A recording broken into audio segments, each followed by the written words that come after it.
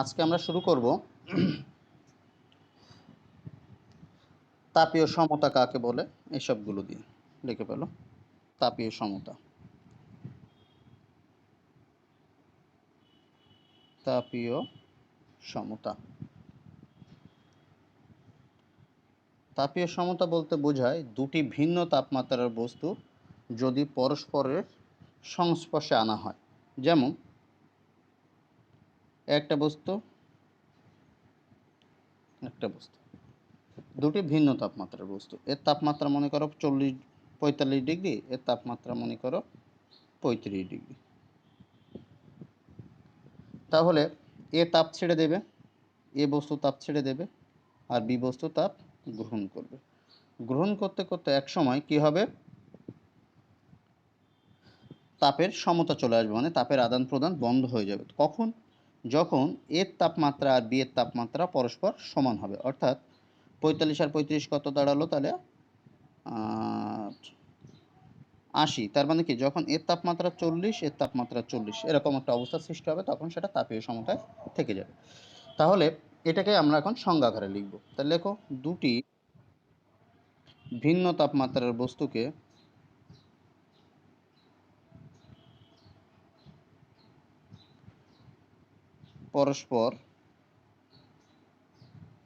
পরস্পর তাপ সংস্পর্শে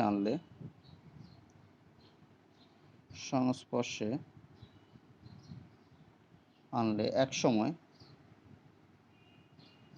তাপের আদান প্রদান বন্ধ হয়ে যায়। তাপের আদান প্রদান বন্ধ হয়ে যায়।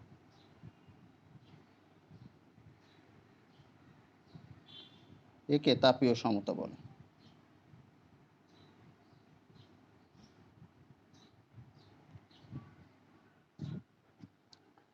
আচ্ছা, এরপর দেখব যে তাপের শূন্যতম সূত্র। এটা খুবই গুরুত্বপূর্ণ একটা কথা। তাপের শূন্যতম সূত্র সেটা আমার কেমন? শূন্যতম সূত্র বলতে বোঝাচ্ছে, মনে করো একটা বস্তু, এর তাপমাত্রা 50, একটা বস্তু এর তাপমাত্রা 40। দুটি ভিন্ন তাপমাত্রার বস্তু পরস্পরের সংস্পর্শে নেই কিন্তু, তাহলে পরস্পরের সাথে কি আছে? একটা তাপ কুপরিবাহী পদার্থ দ্বারা যুক্ত আছে। এটা হলো কি? তাপের কুপরিবাহী পদার্থ। তার মানে কি, এ বস্তু আর বি বস্তুর মধ্যে তাপের কোনো আদান প্রদান হবে না, তাই তো?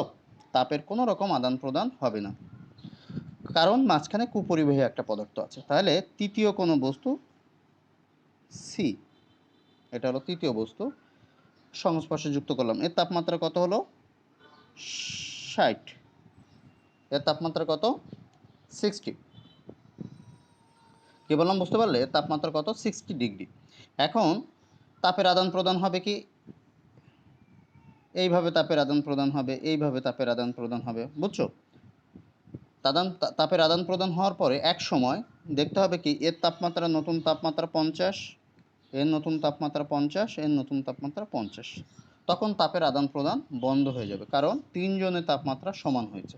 অর্থাৎ তৃতীয় বস্তুর সাথে প্রথম দুটি বস্তু দেখো তাপীয় সমতায় আছে, তাই না? এটা হলো তৃতীয় বস্তুর সাথে প্রথম দুটি বস্তু তাপীয় সমতায় আছে। ইহাকেই শূন্যতম তাপমাত্রার সূত্র বলে।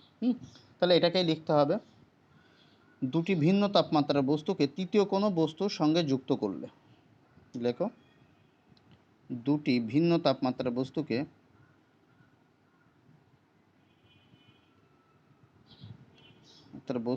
তৃতীয়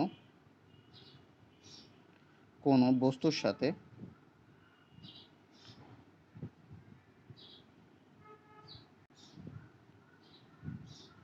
যুক্ত করলে তৃতীয় বস্তুর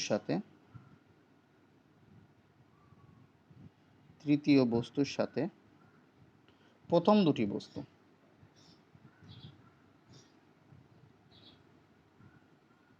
প্রথম দুটি বস্তু বলতে এ আর বি বস্তু, হ্যাঁ, প্রথম দুটি বস্তু তাপীয় সমতায়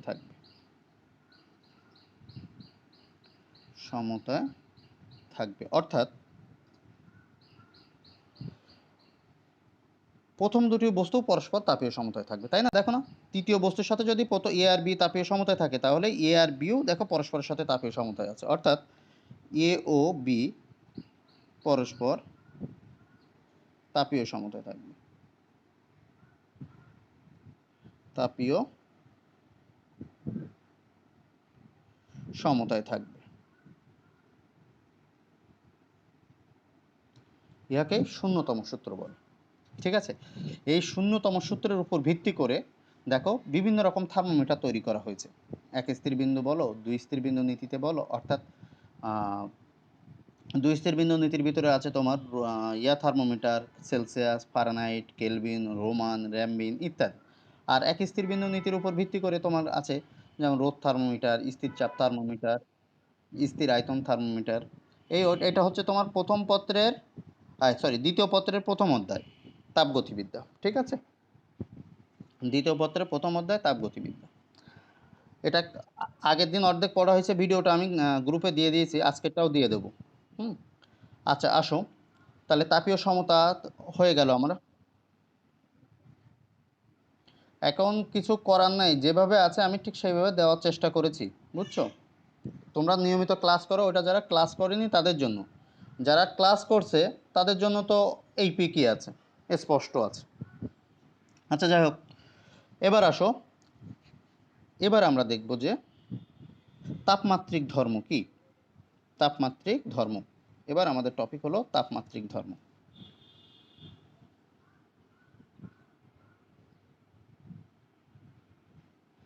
তাপমাত্রিক ধর্মটা কি?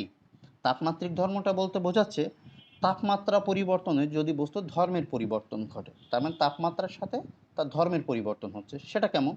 যেমন মনে করো একটা বস্তুর তাপমাত্রা 0 ডিগ্রি, যেমন বরফ, এর তাপমাত্রা কত? মনে করো মাইনাস।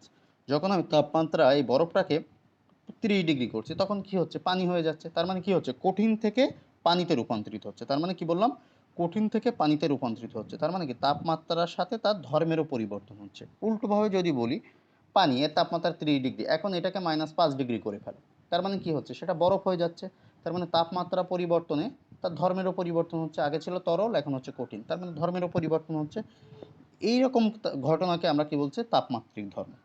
তাইলে এটাকে আমরা এখন বিস্তারিত লিখতে থাকবো যে তাপমাত্রিক ধর্মটা কি। তাপমাত্রা পরিবর্তনের ফলে, লেখো, তাপমাত্রা পরিবর্তনে যদি কোনো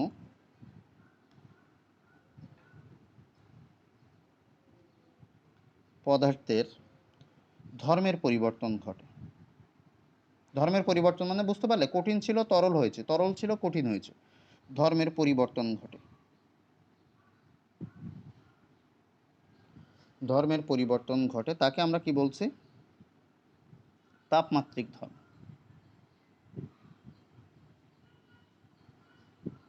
আচ্ছা, ধরি বস্তুর তাপমাত্রা, ধরি বস্তুর তাপমাত্রা টি, ধরি বস্তুর তাপমাত্রা কত? টি। তাপমাত্রিক ধর্ম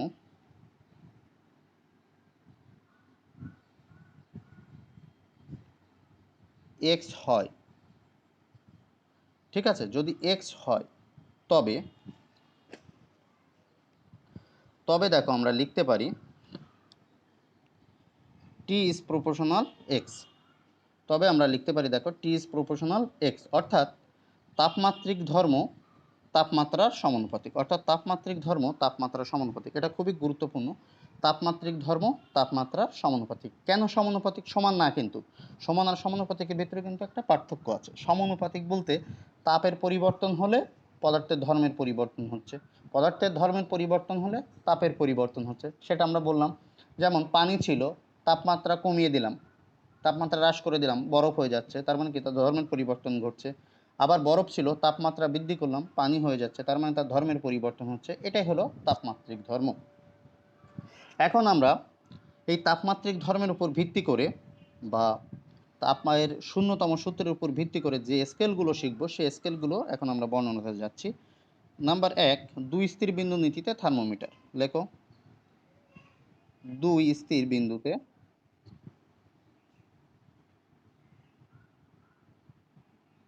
দুই স্থির বিন্দুতে দুই স্থির বিন্দু নীতি লেখো। আর একটা হচ্ছে এক স্থির বিন্দু নীতি। এক স্থির বিন্দু নীতি। তো প্রথমে আসো দুই স্থির বিন্দু নীতিটা কি। আমরা দুই স্থির বিন্দু নীতি জানবো।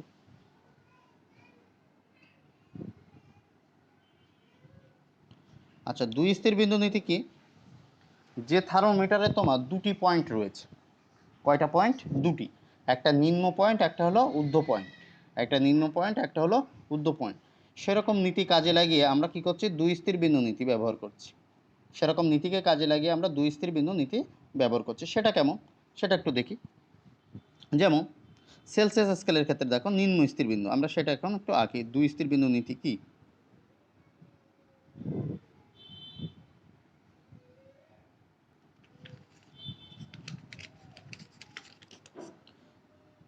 প্রথমে লিখব স্কেল,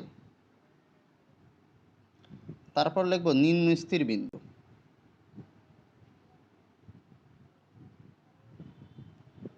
তারপর কি লিখব? ঊর্ধ্ব স্থির বিন্দু,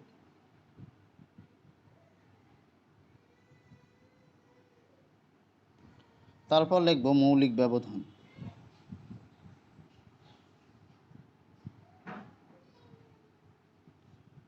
যেমন স্কেল বলতে কি? Celsius scale. সেলসিয়াস স্কেলে নিম্ন স্থির বিন্দুকে আমরা কি বলছি? 0 ডিগ্রি। কারণ কি? নিম্ন স্থির বিন্দু তাকেই বলে যে তাপমাত্রায় বরফ গলতে শুরু করে, তাকে আমরা কি বলি? নিম্ন স্থির বিন্দু। আর ঊর্ধ্ব স্থির বিন্দু কি? যে তাপমাত্রায় বাষ্প হতে শুরু করে, মানে পানি ফুটতে শুরু করে, তাকে আমরা কি বলি? ঊর্ধ্ব স্থির বিন্দু। ক্লিয়ার? যে তাপমাত্রায় বরফ গলতে শুরু করে তাকে আমরা কি বলি? নিম্ন স্থির বিন্দু। আর ঊর্ধ্ব স্থির বিন্দু কি? যে তাপমাত্রায় বরফ বাষ্প হতে শুরু করে।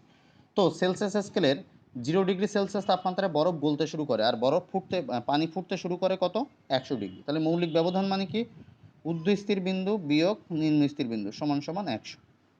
এটা সেলসিয়াস স্কেলের জন্য চলে গেল।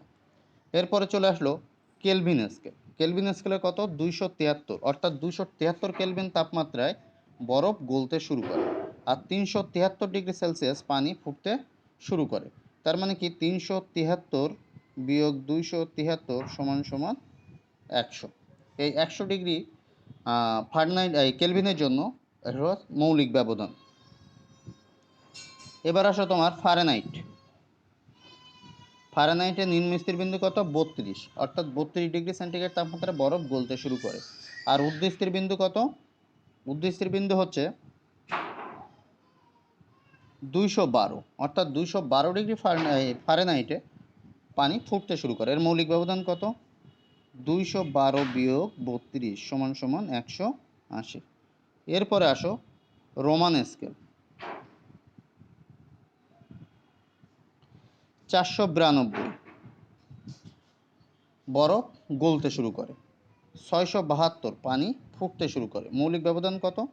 672 বিয়োগ 492 সমান সমান কত? 180। তাহলে কত থাকলো তোমার? 180। তাহলে এই তাপমাত্রায় তোমার এই ঘটনা ঘটলো।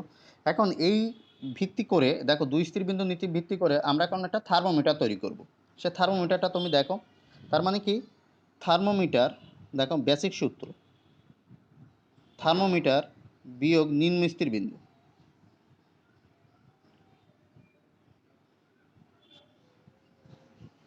বাই ঊর্ধ্ব স্থির বিন্দু বিয়োগ নিম্ন স্থির বিন্দু।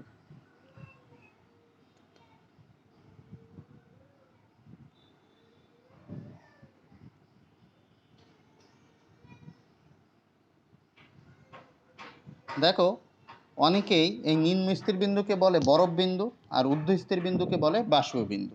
ঠিক আছে? যদি তাই হয় তাহলে আমার সেলসিয়াস স্কেলের জন্য আমি কি লিখব? সি বিয়োগ 0, 100 বিয়োগ 0, তাই তো? সূত্র তো তাই বলে। ফারেনহাইট স্কেলের জন্য আমি কি লিখব? এফ মাইনাস 32, 212 বিয়োগ 32।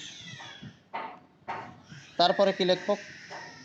কেলভিন স্কেলের জন্য, কেলভিন স্কেলের জন্য আমরা লিখব যে কে মাইনাস 273 373 বিয়োগ 273, তাই তো? 273 বিয়োগ 373। তারপরে আমরা রোমান স্কেলের জন্য কি লিখব? আর মাইনাস 492, 672 বিয়োগ 492, এরকম করে আমরা লিখতে থাকবো। তার মানে কি, যদি আমরা একত্রে সুন্দরভাবে লিখি তাহলে থার্মোমিটারকে আমরা কি দ্বারা প্রকাশ করি? এস। বিয়োগ নিম্ন স্থির বিন্দুকে আমরা কি বলবো? থেটা আইস। আর বাষ্প বিন্দুকে আমরা কি বলবো? থেটা স্ট্রিম বিয়োগ থেটা আইস। সমান সমান সি ভাগ 100 সমান সমান এফ মাইনাস 32 ভাগ কত হবে? 180 সমান সমান কে মাইনাস 273 ভাগ কত হবে? 100 সমান সমান আর মাইনাস 492 ভাগ 180। তার মানে এইটাই হলো তোমার একটা থার্মোমিটারের সূত্র। বুঝতে পারলাম? এটাই তোমার একটা থার্মোমিটারের সূত্র। এটা কিন্তু একটা ত্রুটিপূর্ণ থার্মোমিটারও বলে অনেকেই, বা একটা বিভিন্ন থার্মোমিটার স্কেলের সাহায্যে বিভিন্ন থার্মোমিটারের তুলনা। তো আজকে আমরা এ পর্যন্তই, কারণ এটাকে আবার আমার গ্রুপে দিতে হবে। তো তোমরা যদি সবাই অ্যাটেন্ড করতে আমরা ক্লাসটা আরও দীর্ঘ করতে পারতাম। যেহেতু তোমরা সবাই অ্যাটেন্ড করো না সেহেতু। আচ্ছা ঠিক আছে, ঠিক আছে, বলো। রাত্রে সময় নাই, রাত্রের সময় নাই, আমার টাইম হচ্ছে 2টা পর্যন্ত, ঠিক আছে? এই জন্য